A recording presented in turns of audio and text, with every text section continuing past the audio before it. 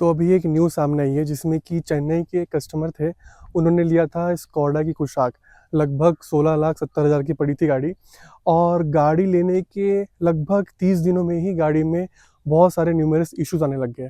ठीक है, तो क्या क्या इश्यूज आए कि गाड़ी का जो ब्रेक है उसका इशू आने लग गया, गाड़ी में एसी कूलिंग नहीं कर पा रहा था प्रॉपरली, साथ ही साथ में गाड़ी का जो पावर विंडो था ये थोड़ा डैमेज हो गया, उसके बाद क्लच था बहुत हार्ड था।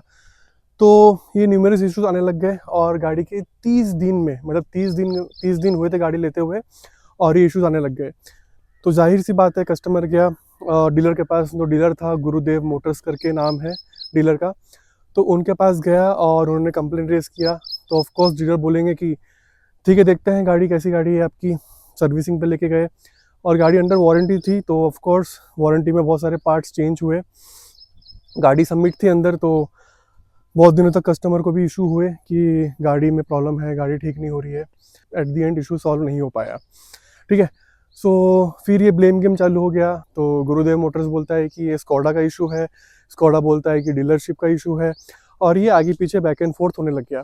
तो कस्टमर तंग आके इन्होंने कंज्यूमर कोर्ट में ये इशू रेस कर दिया।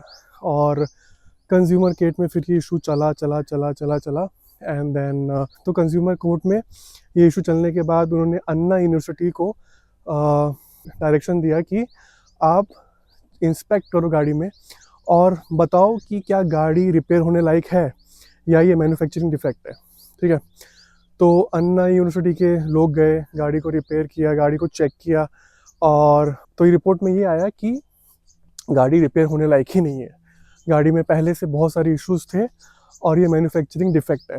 ठीक है, तो इससे क्या हुआ, जब ये रिपोर्ट सबमिट हुआ कोर्ट में, तो कोर्ट ने दोषी पाया स्कोडा इंडिया को, साथ ही साथ गुरुदेव मोटर्स को, कि आपके नेग्लिजेंस के वजह से ये जो कस्टमर है इनको इतनी इश्यूज हुई और इनकी गाड़ी ख़राब है। ठीक है, तो एट दी एंड जो फाइनल नतीजा सामने आया कि कोर्ट ने पैसे देने को बोला, कोर्ट ने रिफंड देने को बोला कस्टमर को। जितना भी अमाउंट उन्होंने लगाया था गाड़ी में, इंटरेस्ट के साथ, जितना भी इंटरेस्ट बनता है पूरा इंटरेस्ट के साथ पैसे वापस करो। एंड पेनल्टी भी लगाया एडिशनली कि जो भी कस्टमर का जो भी लॉस हुआ है इस केस के दौरान, जो भी टाइम कंज्यूम हुआ है, उसका भी पेनल्टी दो। तो इससे यही साबित होता है कि भैया अगर गाड़ी आपकी ख़राब है तो उसको मानो और उसको रिप्लेस करके दो कस्टमर को। कस्टमर ने 16 लाख 17 लाख अगर आपकी गाड़ी में लगाया है, ठीक है, तो उसका कुछ वर्थ होना चाहिए। अगर आपसे गाड़ी डिफेक्ट होती है, देखो ऑफ कोर्स मैन्युफैक्चरिंग चीज़ें हैं एंड मशीन वाली चीज़ें हैं, तो कहीं ना कहीं कुछ ना कुछ इफेक्ट होगा।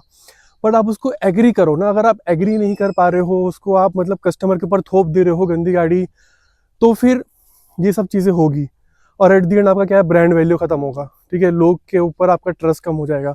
और ये सिर्फ स्कोडा की बात नहीं कर रहा हूँ मैं, ठीक है, ये बात है टाटा की, महिंद्रा की, हुंडई की, जो भी कंपनीज की है। कोई भी कंपनी के ऊपर मैं ब्लेम गेम नहीं कर रहा हूँ कि ये कंपनी ख़राब है, वो कंपनी ख़राब है। बट ये एक चीज़ होनी चाहिए कि अगर आपकी गाड़ी ख़राब है तो उसको एक्सेप्ट करो, रिप्लेस करके दो कस्टमर को। और ये केस से हमें एक चीज़ सीख मिलती है कि भैया चुप नहीं बैठना है। अगर आपकी गाड़ी ख़राब है, अगर आपको इश्यूज हो रहे हैं, तो चुप नहीं बैठना है। उसको सिर्फ ऐसे ही नहीं चलाना है कि चलो अब मेरे नसीब में यही गाड़ी थी। आपने पैसे दिए हैं तो आपको पूरा पैसा वसूल करना है अपना। तो ये जो केस है ये बहुत ही यूनिक केस है और इससे कंपनीज को भी मालूम चलेगा कि भैया अब कस्टमर्स को लाइटली नहीं ले सकते ये सब चीज़ों के मामले में। अगर गाड़ी ख़राब है तो ठीक करके दो या तो फिर रिप्लेस करके दो। ठीक है, ब्लेम गेम और टाइम वेस्टिंग ये सब चीज़ें नहीं चलेगी। आशा करता हूँ आपको वीडियो पसंद आया होगा, अच्छी इन्फॉर्मेशन मिली होगी। अगर मिली है तो आप वीडियो को लाइक कर सकते हैं, इस चैनल को सब्सक्राइब कर सकते हैं। मैं ऐसे लाते रहूँगा। Thank you.